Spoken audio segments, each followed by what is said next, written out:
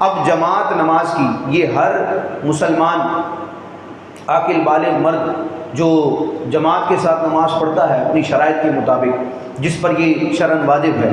تو اب روزانہ ہی کی بنیاد پر 5 مرتبہ یہ کام کرنا ہے، تو اس کے کچھ احکام اور کچھ آداب ہیں۔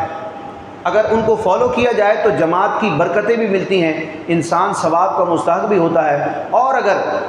لا علمی کی وجہ سے، غفلت اور سستی کی وجہ سے، علم دین کی کمی کی وجہ سے اگر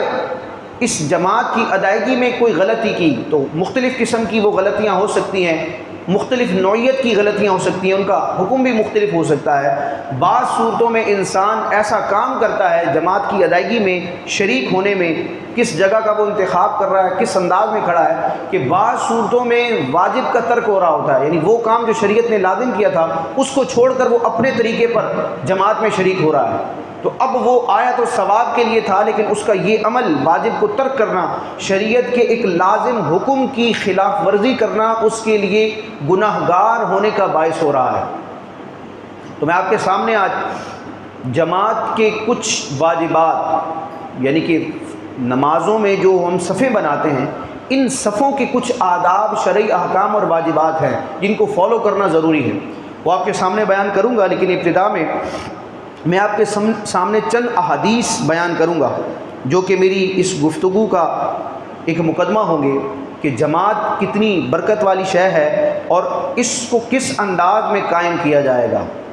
صفیں کس طرح بنانی ہیں، پہلی صف مکمل ہونے کے بعد دوسری صف کا حکم ہے، امام کے پیچھے مقتدیوں نے کہاں سے صف بنانا شروع کرنا ہے، بہت سارے اس میں سوالات اور صورتیں بنتی ہیں۔ جو چند روایات میں آپ کے سامنے پیش کرتا ہوں، حضرت نعمان بن بشیر رضی اللہ تعالیٰ عنہ، یہ پیارے آقا علیہ السلام کے صحابی ہیں، یہ فرماتے ہیں کہ رسول اللہ صلی اللہ تعالیٰ علیہ وسلم ہماری صفیں تیر کی طرح سیدھی کیا کرتے تھے۔ تیر کتنا سیدھا ہوتا ہے، یعنی سیدھے پن کی مثال پیش کرنے کے لیے بطور تشبیہ تیر کا ذکر کیا جاتا ہے کہ تیر کی طرح سیدھا۔ تو یہ ایک تشبیہ دیتے ہوئے نعمان بن بشیر رضی اللہ تعالیٰ عنہ فرماتے کہ حضور علیہ السلام ہم صحابہ کی نماز میں صفیں اس طرح سیدھی کرتے تھے جس طرح تیر سیدھا ہوتا ہے۔ تو اس حدیث پاک سے یہ پتہ چلتا ہے کہ شریعت کو، پیارے آقا علیہ السلام کو یہ مطلوب ہے کہ صفوں کو سیدھا رکھا جائے۔ ایک اور روایت سنیے، اور یہ سنن نسائی میں بھی روایت موجود ہے، حضرت ابن عمر رضی اللہ تعالیٰ عنہما اس کے راوی ہیں، نبی پاک علیہ السلام نے فرمایا جو صف کو ملائے اللہ تعالیٰ اسے ملائے گا، اور جو صف کو قطع کرے، ڈسکنیکٹ کرے، توڑے، اس میں خلا پیدا کرے، اور جو صف کو قطع کرے گا اللہ تعالیٰ اسے قطع کر دے گا۔ یہ ایک وعید ہے کہ جو صف کو قطع کرے گا اللہ پاک اس کو قطع کر دے گا۔ ایک اور روایت ام المومنین حضرت عائشہ صدیقہ رضی اللہ تعالی عنہا سے روایت ہے، یہ المستدرک میں بھی روایت موجود ہے، پیارے آقا علیہ السلام فرماتے ہیں کہ اللہ عز و جل اور اس کے فرشتے ان لوگوں پر درود بھیجتے ہیں جو صفوں کو ملاتے ہیں۔ نماز کی جو صفیں ہیں، جماعت کی جب ادائیگی ہوتی ہے تو اس وقت جو صفیں ملائی جاتی ہیں اس کے خلا کو پر کیا جاتا ہے، شگاف کو پر کیا جاتا ہے، اور بالکل ترتیب کے ساتھ جو صفیں قائم کی جاتی ہیں، تو حضور فرماتے ہیں اللہ اور اس کے فرشتے ان لوگوں پر، ان مسلمانوں پر درود بھیجتے ہیں، رحمت نازل کرتے ہیں کہ جو صفیں ملاتے ہیں۔ اچھا، اسی طرح بعض اوقات صف میں کشادگی ہوتی ہے،